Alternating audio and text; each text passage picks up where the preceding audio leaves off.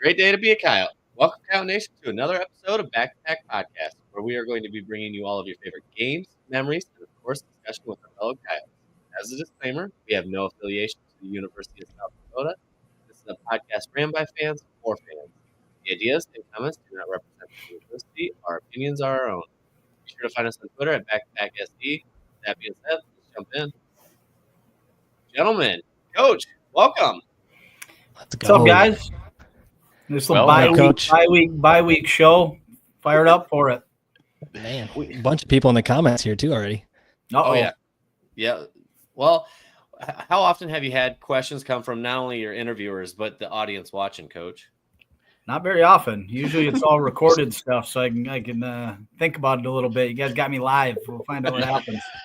So except at the OLC, but they those questions are off air anyways, right? Yeah, John will lay those up anyways. So I was gonna say this is unfiltered here, boys.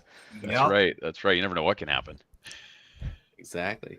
All right. Well, hey, it's bye week. I'm glad we were able to grab you. I know you got a lot going on. How's the week been treating you? Awesome. Yeah, I mean we've guys got a few days off, and we practiced Wednesday today, and then we'll practice tomorrow morning, and then give them Friday and Saturday off again, and then start our week Sunday with that selection show, and then we're back in business. So had a really good, productive week. Bunch of coaches got on the road recruiting. We're doing more of that. We're going to see some high school football games and championships this weekend a little bit, and busy, but we turned this into a pretty good situation for us with the last week bye situation. So we're taking advantage of it. Yeah, I tell you what, you guys sure know how to put everybody on their deathbed almost, Coach. Including me. Yeah.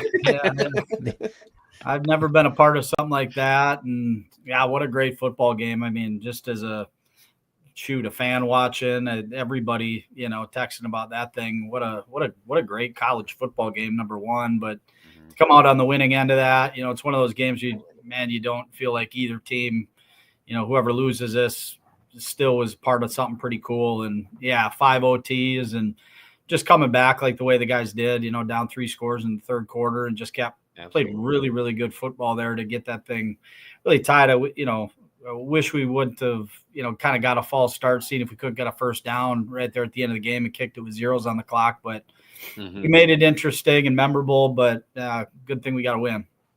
Yeah, absolutely. I mean, it was fantastic. I do want to ask, did you ever find out, was that the first 5 overtime game Coyotes have ever played in? I haven't found out. I gotta imagine, just because it's hard to get to 5. Back in the day, it was hard to get to a third overtime, let alone 5, because you were playing from the 25 in every one of them. And now, with the 2-point shootout deal, I think 3 of them were 2-point shootout, right? So I'm interested to see how many 5 overtime games there have been. Just period. Exactly. I gotta imagine that's the one and only Coyote one. Yeah. So what do you think of that rule change then, going to the 2-point conversion? It's fine. I think it certainly expedites the finish. You're going to get to a winner. You're never thinking about ties and things like that. So I'm into it. I think I still like playing the game, and the 25 has always been, the old school part of me is just like, let's keep handling it for drives. But, after being a part of it, really the first time I've been a part of the 2-point shootout part of it. It's really interesting, because you find out a lot about what you need to have prepared, how the timeouts can affect what you're seeing and how you got plays built next to each other. So I think we learned a lot as a staff too, just, going through that, just in how 2-point plays are designed, how many to have, red zone defense, how to create advantage in those scenarios. It's pretty cool, I think, for our program. But yeah, it's really unique, and I enjoyed it because we won. Right. Awesome. Let's go back to the old way. Right. Hey, Jake, since every guest we have on the show, I got to give a little crap. So, Coach, go back to the end of the game, the end of regulation, the icing the kicker strategy. Can you just talk about that a little bit? And just was that a guarantee? Like, this is what we're gonna do? We're gonna ice the kicker? Was this like a last minute decision by you, or was a second decision, or what? To be honest, I'm not even gonna tell you how it really went down, but last minute decision, and it's a damned if you do, damned if you don't thing, right? Like if he makes it, it's like, why didn't you ice the kicker? Right. And then, he misses it, and of course the guys come over and they're like, he missed it. I'm like, yeah, you don't got to tell me that. Yeah, I mean that's what you get paid to do in this chair, right? Is just make the bad decisions when they're bad, and so yeah, I mean, in hindsight, shouldn't have done it. So we'll see what happens next time. I mean, yeah, that's what it comes down to. The hindsight. I was staying on the ground for you on the post game show, Coach. I was telling everybody you followed textbook at least. Yeah, I guess. Well, we iced him at Iowa State too, and he hit like a 70-yarder. Right. Maybe I should have learned from that one. I feel like the icing the kicker thing is like when you play blackjack. Like there's guys who will hit on 17, and guys that'll stand on it, and like whatever you pick, you just have to ride with, right? Like you just gotta go with it. But I always hit on 16 no matter what. So right. There you go. Oh man, that's awesome. Well, hey, since we're talking about crazy wild games, one of the things I had written down for tonight was a list of some of the most crazy games that we played in recent history, and I was just gonna get your feedback, Coach, on how Saturday's game maybe stacks up to that, some of these other ones, but just to list a few, right? So we've got the 5 OT SIU game from Saturday. This year, UNC overtime, goal line stand to send it to overtime, right? In that game, we've got NDSU from last year, of course, with the final 4 minutes. We've got a South Dakota State Hail Mary touchdown to win the game. And then I'll throw in a wild card one here, but Weaver State, this would have been 2017. Chris Strevler, I think, came back. We were down 21 in the fourth quarter, went into that double overtime to win the game. But I think you're a part of all of those. Maybe not 2017. Not the Weaver State one. Not the Weaver State one. Yeah, that was the wild card one. But so 4 of those games, you've been in some wild ones, right? Like those are some of, I would say, some top 5 USD football memories, and they've all happened in recent past here. But thoughts on any of those and how those all kind of stack up? I'm really putting you on the spot here, but yeah, well, to be honest, the closest one was probably the Hail Mary game. I think maybe not so much for the game. Like that game, we felt like we should have won by 3 scores, and how it got to that point, I still get upset about. Just from how that was managed. But everybody's getting fined for this official thing right now, so I'm gonna keep away from them. I love our guys. They've been great. And they really have this year. I've enjoyed those guys, but I'm watching out. But it's probably the end of game was probably closest to that. I don't think anything compares with winning on a Hail Mary, especially in that game and that season and the way that that was pretty big time. But it felt like that. I mean, we won that game. It was on Saturday, just the way the fellas certainly got.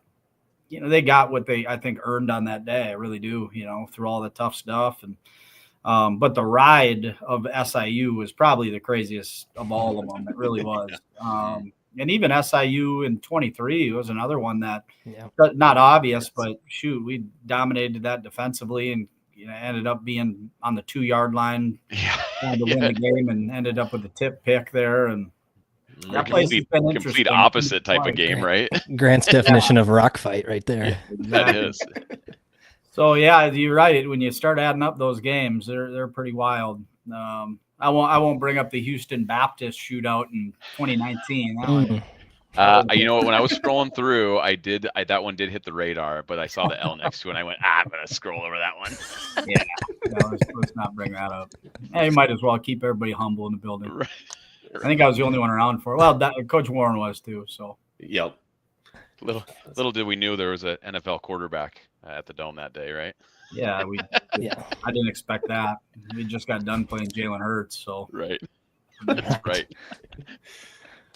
All right. Good. So what we'll do, we'll flip it actually to our next slide. I forgot. We forgot about this part, Mitch. We just got excited to go right into it. We jumped right in. That's all right. Go ahead. Yep. All right. So apologize. I thought we were going to have the schedule there, and I forgot about this. So one thing we want to hit on, first of all, this has been a fantastic working with Aiden on this, Coach, helping raise money for such a great cause. He's just been absolutely wonderful to work with on this. But we actually had a new note from FCS Nation and Northwest Mutual for Selection Sunday. Have you heard about this one? I saw it. They're matching up to $10,000 on Sunday? Yep, that's correct. So once 12 a.m. rolls around, every dollar raised up to $10,000 total will be matched. So if we're able to get $5,000 raised for Aiden, we'll get a match of $5,000. But once this pot and all the athletes raise $10,000 together, that's where it tops off at. So if anybody's thinking about getting in and donating here, save it. Wait till Sunday. Your dollar goes to extra step farther now. Is that direct to the website, Jake? What's direct that? Donation to the website? Is that how they're looking at that? Okay. Yep, direct donation to the website. This is through Northwestern straight away. So first 10,000 raised will be matched. So I recommend, if you're out having fun on Saturday, you're at the bar closing it down, throw your donation in as you leave, match the bar tab if you want. But wake up right away Sunday morning and throw your donation in. Yeah, I think I planned on retweeting that too. I think they had a link on that FCS Nation link, and Aiden's been unbelievable in that thing, and you guys have been unbelievable. I've been following this right next to everybody the whole way and got involved, and so yeah, we get it's 10,000 no matter who it is. The first 10,000 gets the match. Correct. Yep. We got to win that. First come, first serve. All right. Yeah. So the more money you throw in right away, the more we can raise, and hopefully get more of that $10,000 pot, which would be huge, go a long ways. We're actually right about, I'd say, just under 1,000 away from matching what won it last season, and we're still waiting for Northwestern Mutual to put in 1,000. Yep. But we're not done either. Don't forget, we got to raise money on our playoff tailgate, $500, and I'll be rocking an Aiden mustache. So mustache is for sale. Man, and Coyote Nation has been amazing on this, guys. Think about all the raffles that we've had, from the jerseys, the helmets, the beef raffle, and then the most recent plane tickets out to Carbondale. Absolutely. Coyote Nation is just been absolutely phenomenal this year, and we would not have this without them. So, and we're holding that lead, and like you said, we're not done. Yep, exactly. You can guarantee having that mustache, so I'll figure that one out. Yeah, that's no Perfect. problem. Yeah, and that will be. I'll shave right there in tailgate. So once we hit the 5,000 mark, I'll pull out the mirror and we'll get to trimming. We're not letting Jake in the dome without a mustache. That's going to be the deal. That's the deal. Absolutely. The wife's waiting. She wants us to hit $4.99. So I got a couple bucks laying around. We could figure it out. We'll get that done on the Coyote Walk. There we go. Yeah. Well, hey, you know what? If we can get it before the Coyote Walk, I'll let each person take a stroke with the razor. I say just speed shave as they walk by. We'll probably pass on that one. Yeah. There you go. Absolutely. All right, Jake, you want to throw up your other one that you got for tonight? Yeah, absolutely. So, I actually had somebody reach out to me and they wanted me to share this, so I'll pull it up here. And there is a turkey trot going on in Vermilion. And this one is actually for fellow Yote. This is for Gabby Taggart and her family. She was actually just recently diagnosed with cancer for the second time, and this is an opportunity to help raise money for her and her family. I will be posting the link on the USD Facebook page and on Twitter for people to find it, but anybody in the Vermilion area that is up for doing a little 5K 1 mile walk on Thanksgiving, this is going for a really good cause, helping out a fellow Coyote as well. So be sure to check it out. Nice. Very good. Let's go to Jake, if you don't mind. Let's go to the comments. We got questions coming in. Let's take a few of those. I am not doing a mutton chop. We'll just start with that one. We'll go ahead and scroll through. Honestly, I'll warn you, Coach. Our comments have turned into just they have their own conversations off on the side for the most part. Let's go here. Let's go sassy here. We got Cassie coming in with the coach. Are you sleeping on the walleye at Bunyan's? Not a chance. No chance. We all know where that comes from. My guy would never let us sleep on the walleye bunions. Nope, I love it. I love it. Anytime I get a chance, I do love the mushroom burger over there too. I'm not gonna lie, and I know that's a hot spot for a lot of our staff after wins. So I haven't got over there after wins, but I know there's some guys over there enjoying themselves after a win in the Dome. Absolutely. All right, how about this one from Ray? Ray's one of our OGs here on the show. He's asking if Aiden's switching to whiteout for the playoffs. Well, oddly enough, if in the overtime, in last Saturday, the play Tennell Bryant made in OT, we were throwing the ball to Aiden. Ball off to Tennell.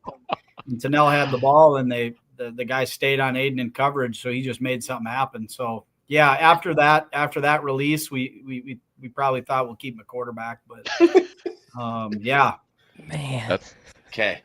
That explains why he was standing in the back corner of the end zone with his arms up, signaling touchdown or 2 point there. No, he had a corner on him for too long, and it turned into a crazy scenario. Interesting. I was gonna say, because I did see when Tennell cut back, LJ was actually jumping up and down in the end zone trying to get his attention. It looked like he was looking for a pass as well. Right. Yeah, it became backyard football at that point. Sure did. Exactly. No, that was fantastic. And I mean, props to the fastest guy on the field for sure to close that play out. Yeah, if you want a guy with the ball in that scenario, it's probably Tennell. All right, how about this one? I think this is Ray Kirch, isn't it, guys? Yes. He's asking pick a winner of the SDSU UND game this weekend. It's going to be hard not to see UND win that football game. In the Alaris, they're good. Coach Kirch knows that already. He doesn't want to admit it. Yeah, that Alaris is tough to win. It really is. It's a tough place to play, and it's going to be tough for those guys to ride through the highs and lows of that game and keep it moving. But it wouldn't shock me at all if South Dakota State came out and played really good football. It's going to be a heck of a football game. You got to take the home team in that scenario, in my opinion. Absolutely. Yep, agreed. All right, hold on. There's a fun one. Mustache for me. Yeah, absolutely. I'll be rocking the playoff mustache come next Saturday. Do we have to hit 1,000 or is there $1? Yeah, there you go. No, I'm a lot cheaper. I'll say 100 there, Joel. There's Joel. All right, that's awesome. We do have a great question in the comments here that I want to pull up real quick, Mitch. And this one's a little more fun here. Coach, how have the fan-backed podcasts like Back to Pack helped build Coyote spirit in the Dome? Do you and the team notice a difference in fan engagement? Oh, it's been incredible. You know what I mean? Again, I've been here since 19. So, there wasn't there was nothing, right? When it came to where we really notice it is for sure fan engagement, obviously just seeing the amount of content online, but the engagement with our recruits. Every single one of them, you guys are hitting up and that has a tangible effect on the way those guys feel that from afar, because, none of them are in Vermilion. None of them are, they spend a game day with us. They're back for visits when they don't get around that stuff. And so to see how many people care and then tune into your content and learn a whole bunch more just on the, and a lot of it's just a bunch of levity too, right? Like how much fun are these guys having and how much passion's around it. You don't gain that unless we're doing things like this. And so it's been a game changer, in my opinion, for us in the program and the entire athletic department. And then obviously you guys are front row in the games and, the Howling Pack, you guys, they're doing their thing. And it's been, it's awesome. Like I'll never turn down an opportunity to come in here and talk with you guys and do this. Like it's just, I appreciate it a ton. I know our whole athletic department does, our players do, our fans do. And I know you guys are doing it for nothing. And, that's what makes it, right? Like that's just really where it coming from, a genuine place. And if it's not genuine, like people can feel that too. And so it's been awesome. And I hope we can keep on getting you guys more support and, resources to keep doing your thing. Cause it means a ton. It really does. That's awesome. I appreciate that, Coach. I'll piggyback off your comment, because I've always felt like, and we've talked about this before, that as a fan, football is one of those rare sports where you can impact it, to your point, from a recruiting trail. I think about a recruit who's being recruited to multiple schools, and they're doing their research, right? And some they're Googling or looking for podcasts or looking for content. And maybe one school has little to none and another school has a whole bunch. They see a whole bunch of fan engagement. Like, I know which one I'm picking, right? If between two different schools, right? So, that's one. So I'm glad you bring that up. But then two, and this is kind of a question I had for you as well, but the other part of football that's very unique is that fans can impact on-field plays, aka 5 false starts against South Dakota State, right? So maybe not all of them by the crowd, but probably a good amount of them at least have been because of that. So I guess maybe give us your thoughts about that for any fans who, I don't know, maybe aren't quite as in tune with it, but just the game day experience and how the fans can, kind of get the dome rocking as we've talked about. Well, you said it. I mean, that's exactly what my wife actually had the idea. So we need like a false start counter. Yeah. And and how many false starts do we get last week, this week, and get it on the board, get it on the website, get it on the social media. Like, we all know what that place, it is a problem. And, at the end of that SDSU game, I mean, you just hear how different it is than anywhere we play. So there's a tangible effect, right? When we're on offense and it's quiet, we get it. But when it flips around, it's really hard to operate. You see all those huddles with guys just trying to get their ear in to just communicate the play is a problem.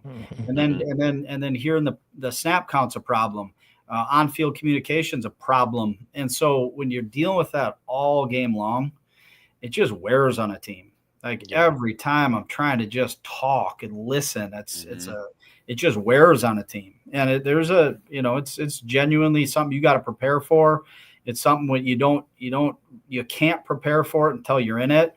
And when we're on that level, it's awesome. Now we get on that level when it's really exciting, in the exciting times and the big moments, but if we really work at it and we're doing that all game long, it does just wear on an offense where it's like, I'm just tired of this.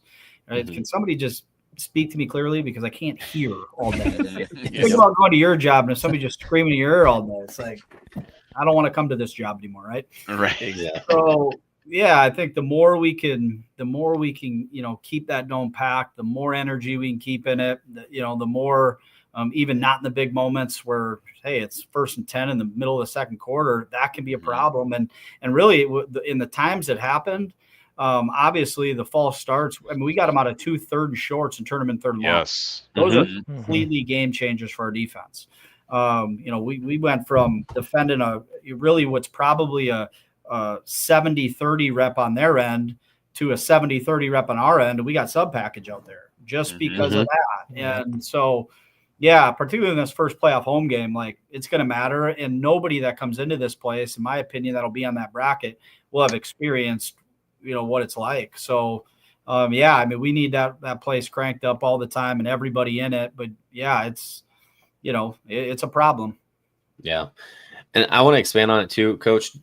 When you were a defense coordinator here, were you ever up in the box or were you always on the field? I was on the field I was on the field all the way up until 22 at Missouri. That was my last game in the box. So I'd been in the box the whole time. Or excuse me, I'd been in the field the whole time. And then I went in the box following Missouri at 22. Okay. So the reason I asked is just you've been, I'd say, in the stands, but then you're now down on the field. Is there, even when it's cranked up while you were up in the stands, is there a huge difference between up high and down low? From the box to the field? Oh, yeah. Yeah. That field is, it's different. Yeah. Like you get every angle, the acoustics of the whole place. When you're up top, like, first of all, I'm in a box and it's closed. Yeah. It's actually pretty quiet in there. Yeah. It feels like you're playing a video game. You're completely detached from the emotions. It's kind of awesome, to be honest with you. Okay. But like the emotions of the game kind of get me a little bit out of whack sometimes, but if you can't tell. But we won't bring up the harassment of the officials. Yeah, I don't know. I gotta calm down, I suppose. It's not harassment; it's constructive feedback. Oh, There okay. you go. Perfect. We're all working together, right? Yeah, but up, I've never been like up high in the seats while it's going, outside of the box. So I guess I couldn't tell you, but I know on the field it's deafening when it's rolling. Okay. Sounds like white noise. It's crazy. Yeah. So on that note, guys, so Coach, you mentioned the false start counter, and the other one we've been asking for, or at least talking about on this show amongst ourselves, is a decibel meter. I'm in. Whatever we got to do. Those two things I think would encourage fans to even do more. Yeah, I'm in. Agreed. I'll talk to the guys, see if we can't get a decibel meter. I'm into it. There we go. We just got to harass Jaron a little bit, right? There you go. Set a record somehow. There you go. Exactly.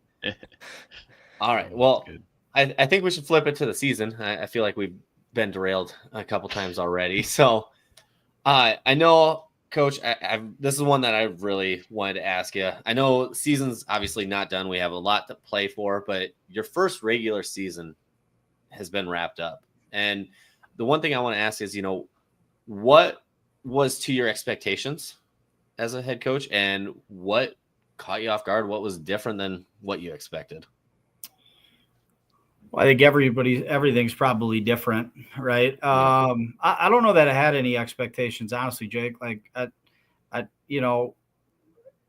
I'd been here for so long, like, really what was different, it was really just finding my way and my impact and role in a season, and kind of practice format, game planning weeks, like a lot of that stuff, kind of finding my place to, help defensively, offensively, special teams wise. Like, where do you find your role while letting people still do their jobs at a high level? And, that was a work in progress the whole year. Where do you kind of aim yourself? Because I've been a defense coordinator my whole career, and, I'm not going to step into the offense room and start talking about, things that aren't of my mastery or expertise, but I can give a very different angle on, maybe how we're seeing the defensive structure and what they're trying to accomplish, and then allow those guys to use their expertise with that knowledge.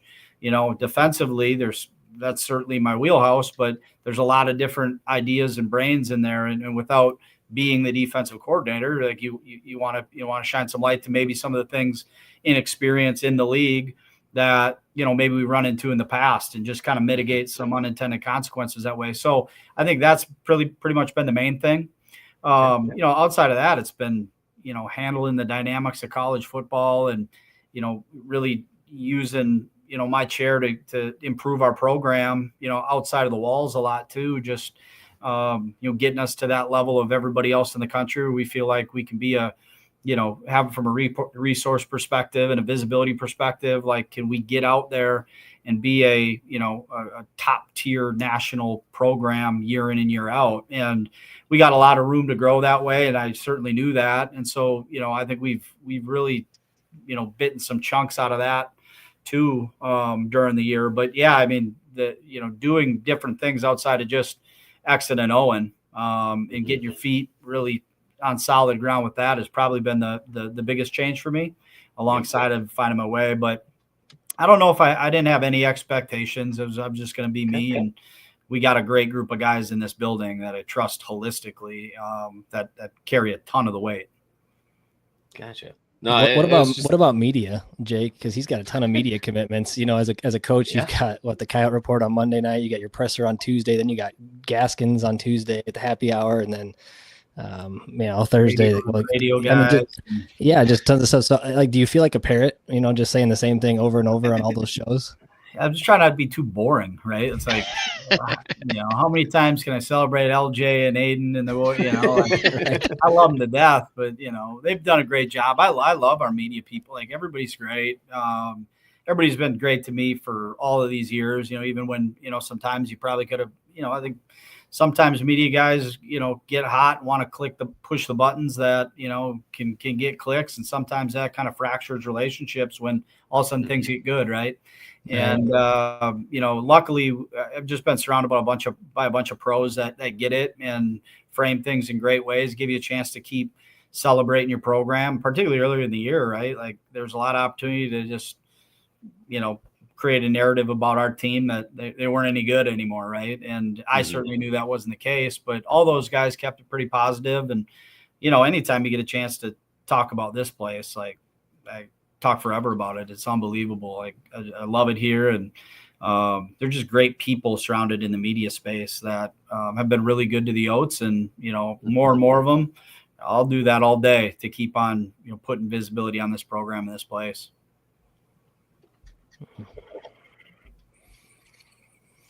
Awesome. Hey, I do have a question. Since we're talking about kind of the regular season, one thing that, again, we've talked about on this show before, but the way this team has been built, and especially over the last, call it six weeks here, you guys have been in a lot of close games, right? So a lot of, you go down the score, you start from, really Indiana State on, right? A lot of tight, contested games. That seems like something that this group is at this point now, very comfortable playing in a tight game. Maybe not 5 overtimes, like, maybe we can let's not do that again, but a tight game. But I just wonder, or I just want to get your feedback about how valuable that is as you go into the playoffs, because as we all know, you get to the playoffs, only the best of the best teams are left. And more than likely, you're going to be in a tightly contested game basically every week moving forward, and only gets harder every week, right? So, and I think there's a few teams in other conferences that probably haven't played in a lot of tightly contested games because maybe they're a good team in a really weak conference, or, comparatively to other conferences. But just want to get your feedback about, kind of how this team is battle tested, but also close game battle tested. Yeah, I think when your team understands what success is within a game, it's not necessarily, the outcome in the fourth quarter isn't always on their brain.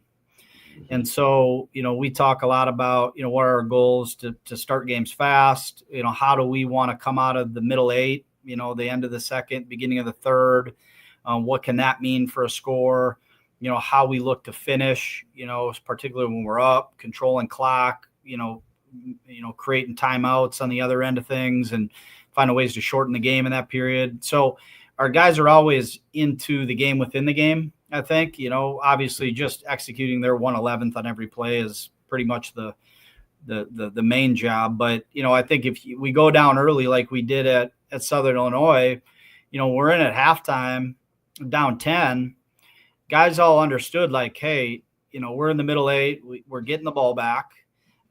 We've been really good in the third quarter. That's going to make it a 1-score game. Place we've lived in, we're good. Now, we didn't make a big field goal, but it wasn't end of the game. Oh shoot, we're losing at halftime. That means we lost a football game. So we always feel like we've got the opportunity to get back in it, managing the game, and close it out, winning the game.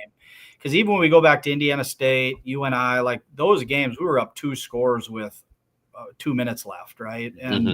And we ran clock defensively. We kept the ball inside and in front to really, mitigate a big play that would have given them, a score with 6 minutes left in the fourth quarter. Both those games, onside kick had to happen, or a late stop when we felt like we were in control. So neither one of those games it didn't come across as a close game on the field. Once you look at the box score, you're like, that was close, but it really wasn't. North Dakota, we never felt like we were out of position to win that game. Even South Dakota State, we played so well defensively in that second half. We knew the field position game mattered, and we wanted to run the ball. And our offense, I think they had a 4-minute, a 6-minute, and a 2.5-minute drive there in their last 3 possessions to just completely eliminate the length of the game. So, we do have a lot of comfort in it. I think as a staff, as a program, like we know what we need to do to win games. And that doesn't always mean to keep lighting up the scoreboard and give the team a chance to, to turn it over and make something happen. Us being in control of it, as I think where our comfort's at. Yeah. And Grant, I just want to add too, is I think we've talked about this on the show a lot, is I think we finally found our identity too. Like the first third of the season, a little bit, rocky, but then we really settled in a point down the stretch. It seems like you guys really know what you want to do on offense and defense, that you play into your strengths at this point, and you know what you are. Yeah, I mean, with all the, kind of with all the season enders that we've had, and we're kind of to the core of people, and we've been able to play in that core for a while. Yeah, I think we know what guys' strengths are and how we can attack teams and what we need to do defensively to keep us in position to win games. And yeah, I think once you feel like you're in that mode and you're having wins and positive outcomes, right? Like, yeah, you feel like you have an identity. It looks like an identity, right? When we're playing the game, it's not always the sexiest thing in the world, right? Like, but we got to do what we need to do to win games, and that's really the biggest deal. And I think we've got the explosive element on offense. Obviously, us running the football and controlling clock to set up those plays are huge for us. And then not giving up the explosive defensively. We've done a great job all year up until this weekend. Which a lot of those were self-inflicted wounds, and to be honest, we're a really good quarterback, extended play. Like, he's really talented. That's a good offense with two good receivers. Yeah, I mean, that's a game I wouldn't lay down on this weekend either. That Southern Illinois State game is going to be a better game than I think people think. I think Southern's really motivated and feels like they got a chance to put a resume on front of them that might give them a shot. So, yeah, they've got all talent up and down the field. So, yeah, I think we know who we are right now and feel comfortable we can win games doing that. And our guys got a great sense and comfortability with that. So, when you got that, you get to keep calling the same types of plays, play the same styles of defense and tweak it up, but you don't lose, things when you overhaul all the time. You got some guys that get it. Absolutely. No, that's a perfect question. Do you guys have any other questions for Coach on the season as a whole? Just don't let the Yotes. Oh wait, two things. Yeah, don't let the Yotes get hot. Number one, which we're hot now, and number two, Coach Grant and I have to apologize for picking against the boys for the UND game. We had to eat a lot of crow. I heard you had us losing. Yeah, that was a tough spot for us. Don't buy any of those hype trains, boys. It's still just playing on the field now. Hey, we redeemed ourselves the last 2 weeks. You didn't call me during the week and ask me. I'd have told you I felt pretty good about it. So. Right. That was at that point. That was a really hot UND team, by the way. Yeah, they're really talented. They're coached so well. They're tough. They play really hard. We had a good day. Yeah. Yeah. Don't worry, Coach. As I told the fans here previously, I said I'm going to throw these wet blankets in the dryer for playoffs. So I didn't have the defense and special teams scoring 9 or whatever the heck it was in that one. That was not in the formula, but I'm glad it happened. Exactly. See how far you back the pack, right? That's right. Maybe different levels here as the season goes. Jake, you want to go to the comment section? We got some good questions coming in too. I'm just going to say unwavering at this point. There's no questioning the backing on, at least in this window up here. So, oh no, the pack is backed. Don't you worry about that. All right, so zero worries. I've been holding on to. Actually, I'm going to pull up this one real quick. Go ahead, Mitch. Go ahead. This is one I've been holding on to. So, this is the Kogel's dad. From Dad. Yeah, this is Dad checking in, making sure the twins aren't screwing around. They're doing great. They don't do anything wrong. They're straight edge every day. Don't have any comments on that one. Although I did see Jackson, the bigger of the two. If you get in fall camp, was pretty. Yes, he is bigger. In fall camp, I walked by him in the lunchroom and he's got a bowl full of cookies, bowl and milk with cookies. Heck yeah, he's eating a bowl of mushed up cookies. Yeah. Forget the glass. Let's just go to the bowl. What are we doing here? Yeah, and we were eating them with a spoon. I'm like, yeah. So great guys. Love having those guys around every day. They're fun. They're a fun set of twins to see every day. That's now awesome. Watching Washington State's nutrition program. That's where you got it from. My assumption is you got it from back home, but you don't get to that size doing normal stuff. It's a Colorado thing. All right. Yeah, go ahead and pull up that uniform one now. I lost it. So yeah, this one's from Cassie. She said, I know we talked to Coach about uniforms before, but what's your favorite uniform combo?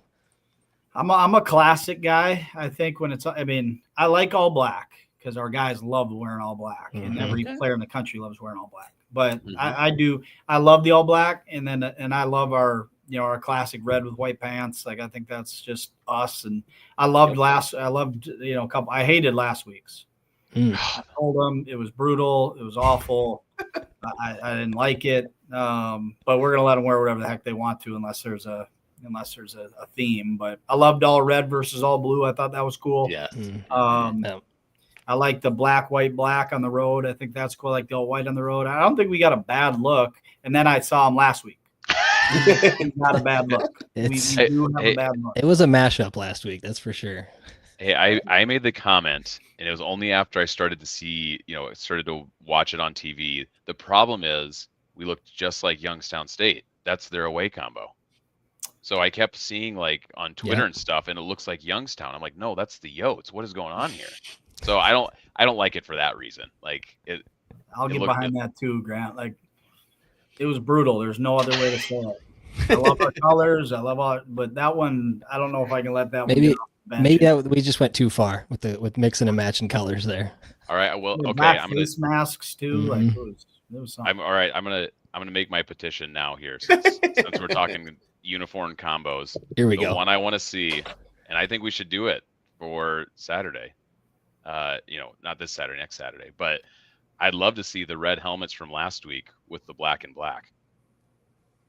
Black jersey, black pants. So red helmet, black jersey, black pants. What do you think, Coach? I don't think it's a bad look. All right, just black all I'm face saying. Yeah, Yep. yeah. Black face mask. It'll be a lot better than what they just wore. That's for sure. Yes. So just put that in the ears of whoever needs to hear it. And I'm sure those guys that are making decisions are listening. This is the important stuff here. It's what everybody comes for. This is. Captains get a text, and okay, we'll find out. There we go. All right. Hopefully things really shake, and we got it. Hopefully things really shake, and we get a top 8 out of this thing somehow, some way. That's what we really need to happen. That would be sick. Yeah, it could be couple more Saturdays. That's right. Yeah. Mm-hmm. Yeah. All right. Joel wants to know how much interaction do you have with other coaches in the Valley? We do things, during the season, not so much. Every once in a while, if there's something like on a national matter or something like that, or something that, things are coming up that might affect things past the season. We stay in contact, I visit with those guys at media day. We have an in-person head coaches meeting in the spring, in the summer. So there's quite a bit, and then, there's a few in the league so far that I've, a lot of the Dakota schools, we communicate with each other just because there's a lot of common things that we deal with, but yeah, I mean, there's quite a bit. I mean, it's a professional environment. I mean, I think we got a bunch of great coaches that are doing it the right way, and in our league. And yeah, I'm certainly going to make sure we're in contact, so we're all doing what we need to do that's best for the league and best for each university. Because at the end of the day, like, we got all the rivalries in the world, but when we're all good, particularly in the Dakotas, FCS football is pretty dang good. And for sure, I want to beat them all, and we're going to always have that mindset, no doubt. But when they get in the playoffs, I'm hoping we see them in the semis, and that's the way we want this thing to end up being. Is I'd love 4 Dakota schools to be playing in the semis. That's cool. Just best for college football, in my opinion, in our region. So yeah, I mean, I think we always want to get set up that our league has the advantage and we stay the best league in the country, and that takes communication between coaches and everybody not doing things that might downgrade the level of play. And that's what I love about our league, man. Things are getting settled on the field. Things aren't getting settled in the spring and money. There's difference in resources a little bit between teams, but for the most part, we're able to settle it on the field, and that's what college football is about. And yeah, we got communication in that way, but not in the season though. We're focused on our teams. Yeah. All right. This one, Jake, I had this one too, but I wasn't going to ask it because I didn't know if we'd get an answer. But Yote fan wants to know, will Key be available for playoffs? It's KJL. Yeah, we're probably not giving you that answer. He's getting close. He looks – I mean, I'm watching him fly around every day just like, man, how are you how are you not ready today? I mean, he's he's up to 185 pounds right now. He was 67 or something last year. he's an animal right now. He is That's crushed this timeline, and so proud of that guy. It feels like just yesterday we were in this office talking about what happened in the spring, and next thing you know, like I look up and he's a problem. When he puts some pads back on, he's going to be a problem. And so I'm hoping, that we, he's got a big test date coming up here in a week or so. And after that, we'll have a pretty good idea of what that looks like. But he's very close. From what little we saw, guys, he attacked the hell out of rehab. We saw he made a couple posts here and there on social media, and he was getting after it. So his timeline seemed like he condensed it by how hard he rehabbed. Yeah, him or Grant Rourke, our athletic trainer, and Coach Traver, our strength head of strength, like those guys all together, that team of people, man. And Keandre's mindset he's just different. He's different like that. So, yeah, if we get him going in the playoffs fresh, that would be a little different element there to the Yotes offense. Kind of reminds me of JJ from last season a little bit. A little bit. Sneaking in there towards the end. Yeah. So I do want to ask, too, just along with the Keandre situation, he's kind of been your shadow, a few coaches' shadows on the sideline, usually carrying the clipboard. How much has that probably benefited his mental side to the game? Yeah, I think when you get to see it from a different perspective a little bit, right? Like you take in more of the entirety of the offense.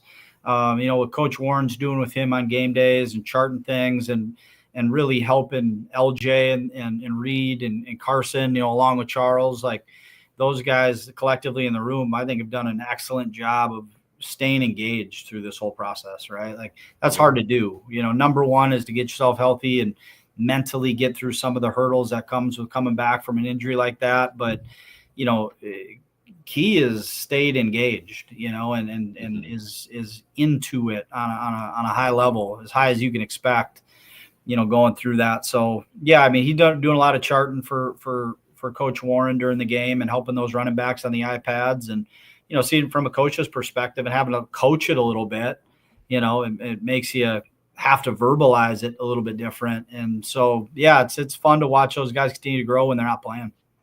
Yeah.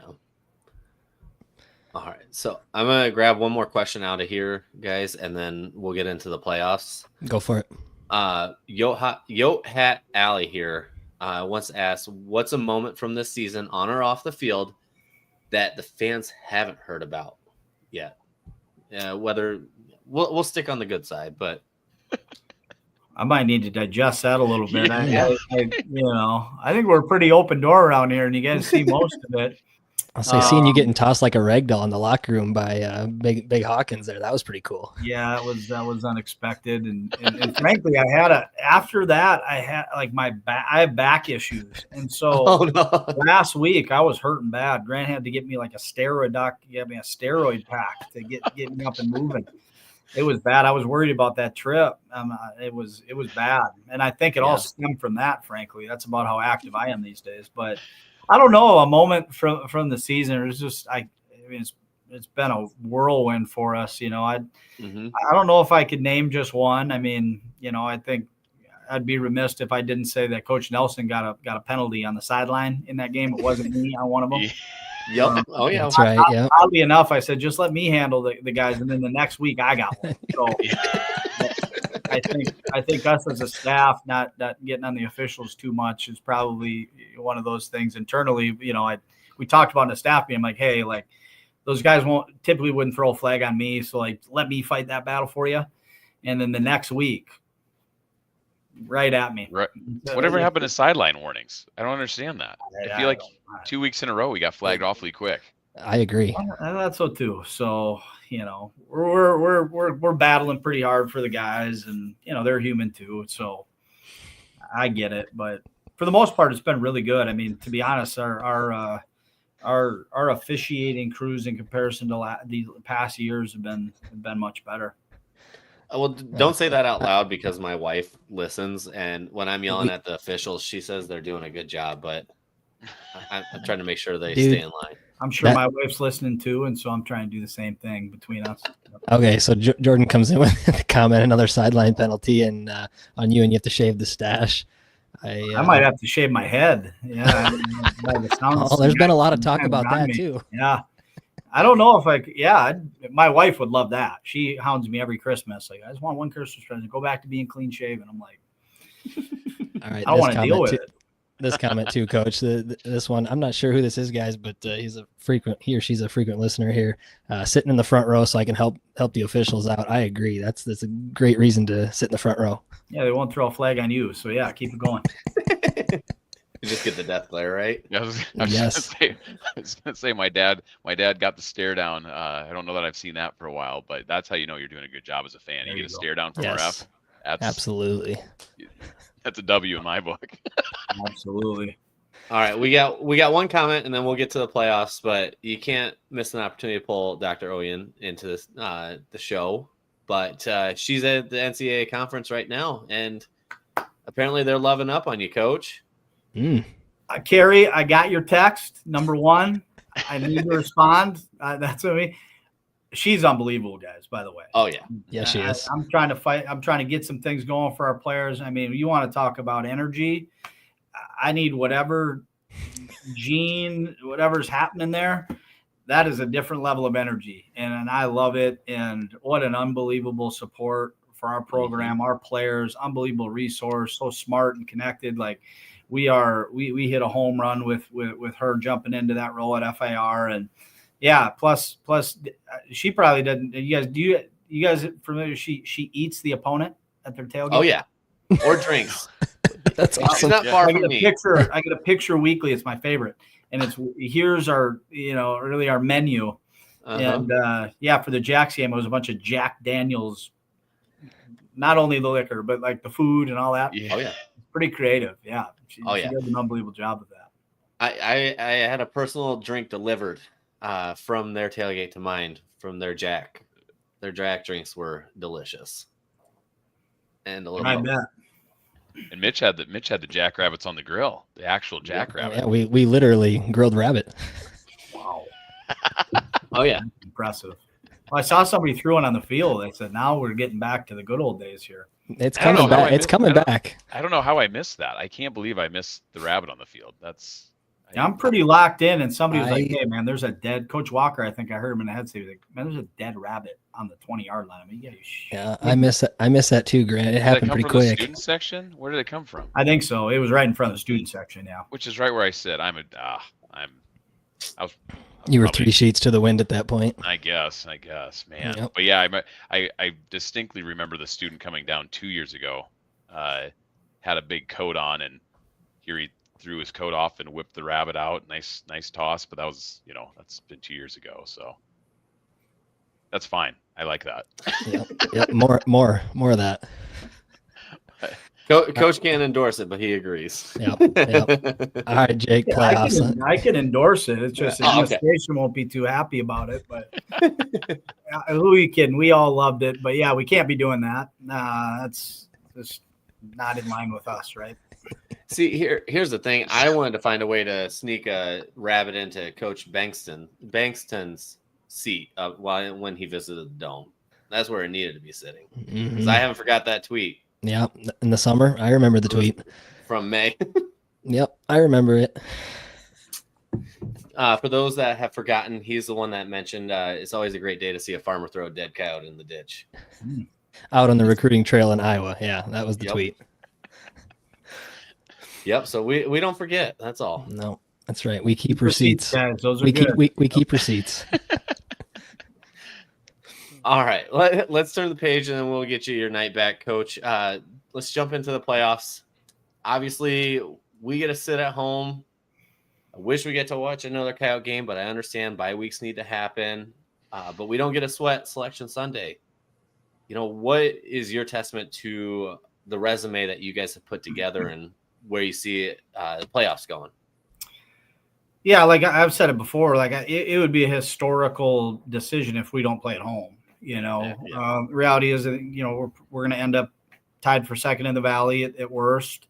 8 wins, 3 top 10s. If you get into the quality loss conversation, like, it's 1, 13, and 14 right now with really what looks like might end up being 2 top 10 teams, right? Like, 2 of those games are 1-score games. So, how do you not play at home? It would be the first time ever the second place team in the Valley with 8 wins didn't get into that. So I think that, the committee is certainly different than the pollsters and all that. And those aren't really a part of the decision making. So I think our resume will speak for itself. It really will. Our strength schedule speaks for itself. We went out and played Iowa State and quality non-league opponents. And really, if you wanted, I include Drake in that too. If you're going to play a team like that, it's going to be a playoff team. So, when you really look up and down our wins, we've beaten 4 or 5 playoff teams already. How do you not host, right? And so I think our program deserves that. We're coming off a semifinal run. I think you deserve to play at home at a minimum in the first round, and depending on how things go, I don't think we aren't out of the conversation, particularly the way we're playing now, into being a team that might slide in for a bye. So, I think when you really take the criteria and you put it down and you be objective, I think we're certainly a seed. And I think the committee will see it that way too. I really do. So, but if we got to go on the road and play, obviously, our football team by now, we're going to go play wherever, however, whoever, and go get the job done. Absolutely. No, I think you're 100% right. It'd be historic if we were left out as a home field. I will say this though, in a sense, obviously it works out so much better, but I don't know if I could handle a 3-week hiatus of Coyote football. I'm just going to say that. There was, might get Keandre back. Oh, I can handle Jake, a 3-week we hiatus. talked about that. If we were to go 10-2 or 11-1 or something like that, and with the bye week at the end, it was going to get real weird. But yeah. Hey, I will say too. Speaking of seeding and things like that, I think in my mind, and you've probably seen me online preaching it. Say, fans, just make your plans now. Like we're going to be hosting a playoff game. But to your point, Coach, and maybe people don't realize this, we're a heck of a lot closer to an 8 seed than we are 16 seed as far as where things will rank us and go with, depending on what happens with, some of the chaos that's probably going to ensue on Saturday. Right. So I'm with you on that. Like I know we maybe need some chaos to ensue to get that top 8 seed, but we are a heck of a lot closer to an 8 than we would be, outside of the 16. So, I'm excited to see what happens on Saturday. I'm really excited to see what the committee thinks of this resume because it is, as John laid it out here, it's a hell of a resume. Yeah, and I think that's the way our mindset is. We are closer to that than the opposite. And, whatever that ends up looking like, obviously we're going to be excited to get in those playoffs to get playing. Absolutely. We want the best advantages we can to go do what we want to do. And I loved when John sent that tweet out because he's right, on every level. And, when you're a Missouri Valley football team and you've won the games we have within the league, that makes you a top tier national contender. It just, that's where I mean, this country's really been, this playoff has been decided in really what is 2 leagues over the last decade. And so I think when you've got the experience of being in it, playing on these teams at these levels, you do deserve a little bit of credit for putting yourself through that meat grinder.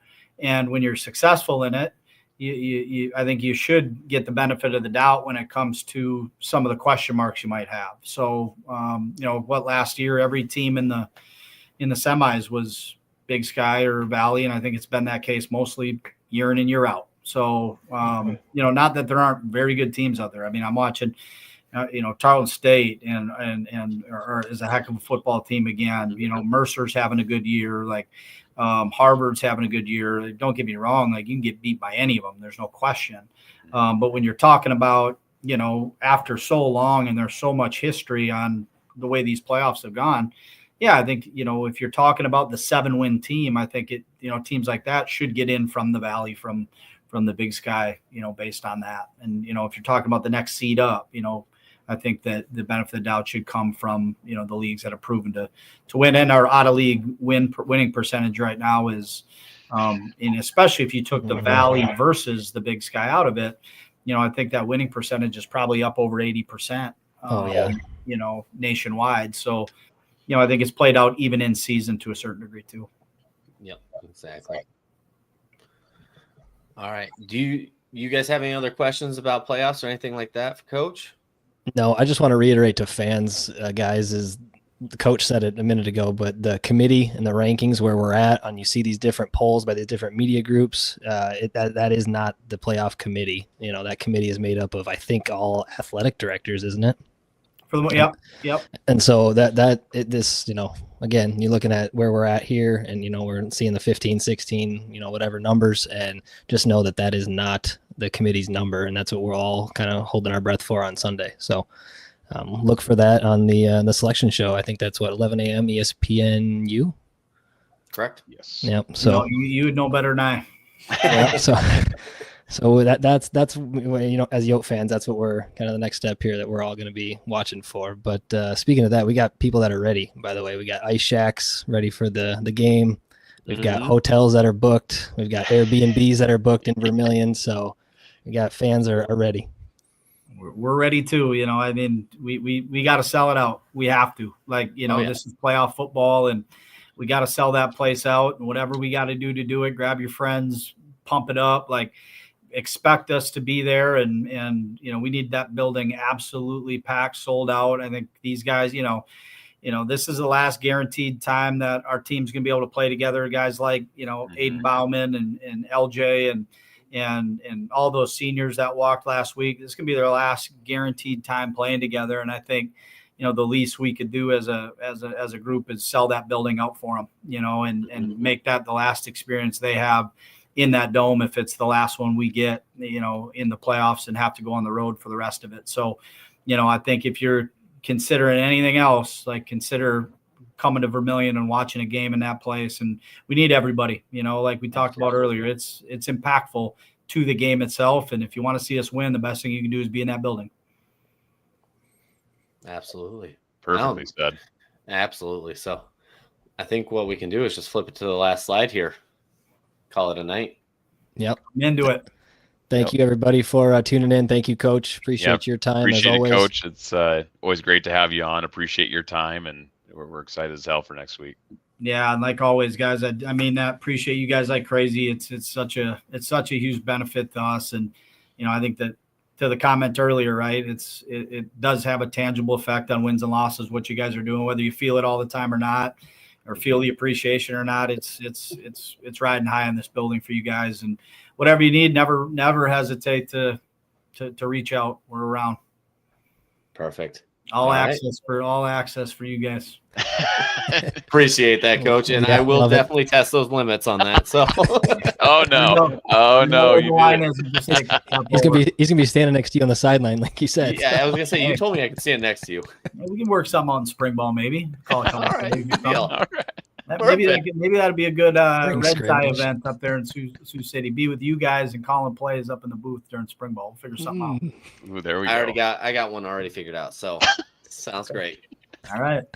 I'm sure you're running the football. 4 verts. 4 verts. All right, guys. Perfect. Hey, go Yotes. Thanks for everybody joining. Thanks, Coach. Appreciate it, guys. Go Yotes.